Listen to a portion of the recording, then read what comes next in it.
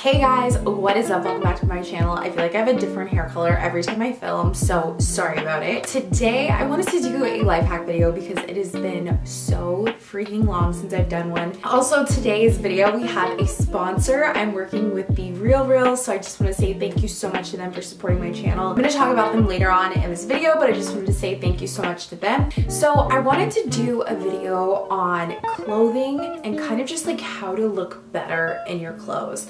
When I was growing up, had like a really unhealthy relationship with like clothing and my body because I didn't know how to dress my body. I made a list of some hacks and stuff I've learned.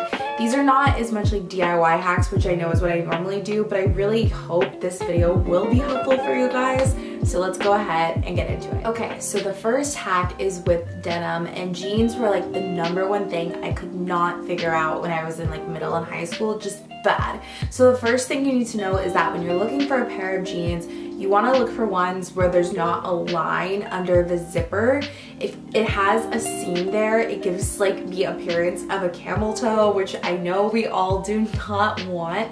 So when you're shopping for jeans, make sure you avoid jeans with this seam. There's some where like the zipper part just goes right down to the bottom. Those are the ones you want. Next hack. This is if you want your bum to look like a little bit bigger and your jeans.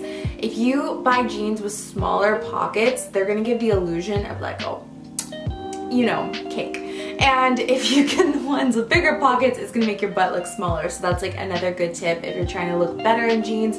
Literally, these things are so easy. You just have to know what to look for when you're shopping. All right, so now we're gonna talk about the science of vertical versus horizontal lines, because I don't know about you guys, but I've always heard do not wear horizontal stripes on your clothes.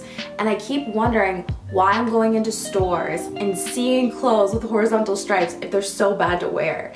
So I just was like, I need to look this up. I need to geek out and figure this out. And this is what I found. And I have like a we gotta look at lines. Okay, so let's say you're wearing a dress, and let's say we put a horizontal line right in the middle of the dress. This ends up cutting your figure in half and making you look shorter and less slim, and just does nothing for your physique. However, not all horizontal lines are bad.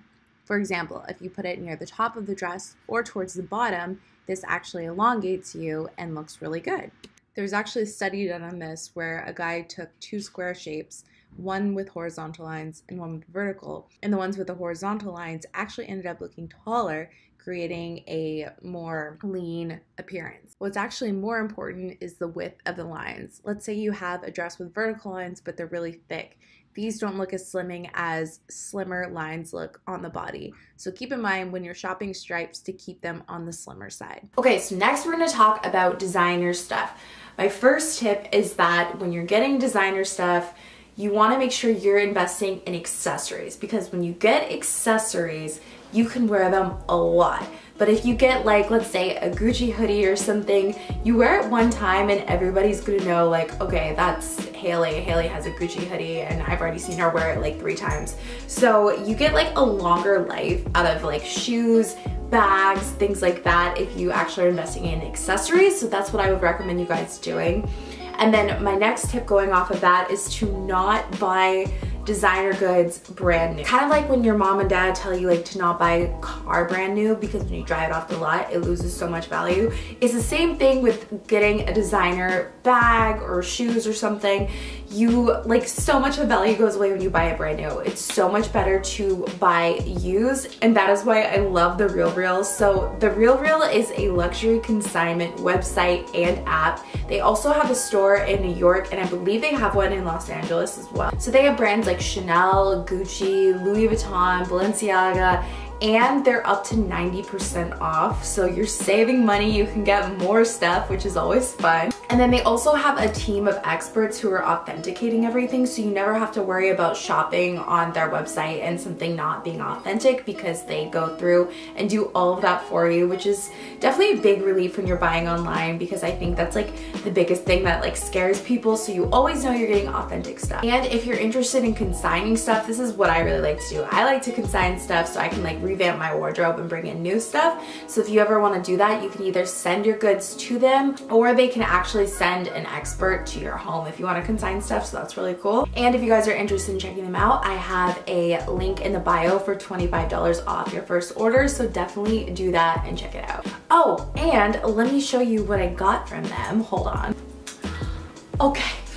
This is the Chanel Madison flat bag. Sit down properly so we can actually talk about this. So The RealReal was kind enough to let me pick out something from their website, and I like Chanel because it has the best resale value. So I know that if I ever wanted to get like a different piece, this is a really good brand to invest in. Their Instagram is full of like information about like what brands are good to spend your money on. So definitely check that out too, just because I think that's really interesting and helpful. And what's cool is that it came with the Chanel dust bag, it came with a RealReal dust bag.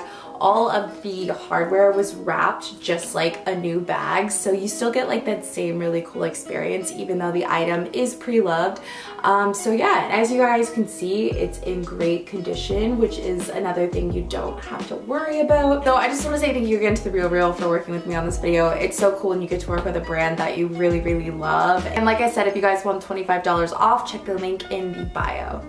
Okay, so this next thing is something that I know it's trendy, but it doesn't do a lot for your physique, and that is drowning in oversized items. And like I see Ariana Grande, she's like rocking like an oversized sweater with like boots, and it is a cool look, but you have to be careful with how you do it because a lot of times it can kind of like shrink you a little bit and make you look like disproportioned, and it just looks like the clothes are like swallowing you. So I really recommend, like, if you're gonna do something oversized, play with like illusions as far as like if you wear an oversized hoodie, tuck it in on one side and that gives you kind of like a nice asymmetrical line, or you can roll the sleeves.